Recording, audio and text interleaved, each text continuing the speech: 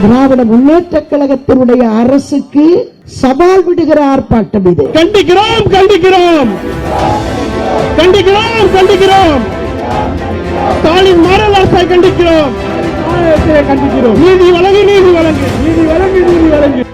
ஒன்றே ஒன்று கேட்கிறேன், நீங்க அப்பான்னு பெருமை பண்றீங்களே, இப்ப நான் படிச்சனே, இத்தனை பிள்ளைங்க கதறும் போது அப்பான்னு தான் அழுதிருப்பாங்க, அப்பான்னு தான் அழுதிருப்பாங்க, அப்பான்னு கதறி இருப்பாங்களே, அந்த சத்தம் உங்க காதுக்கு கேட்கலையா? திராவிட முன்னேற்ற கழகத்தினுடைய அரசை இந்த நாட்டை விட்டு விரட்டுவதற்காக நடைபெறுகின்ற கண்டன ஆர்ப்பாட்டம். இரும்பு கரம் கொண்டு அடக்குவாரா இவர் ஸ்டாலின்? நல்லா இருக்கு.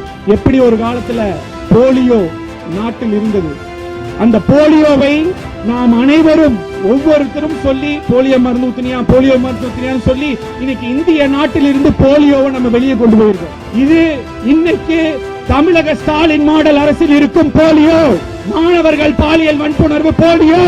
இதை நாம் களையெடுக்க வேண்டும் என்றால் இதை நோக்கி வேலை செய்ய வேண்டும் என்று கழகத்தின் பொதுச் செயலாளர், முன்னாள் முதலமைச்சர், வருங்கால முதலமைச்சர் எடப்பாடி அவர்கள் கழக மாணவர் அணிக்கு ஆணையிட்டுள்ளார்.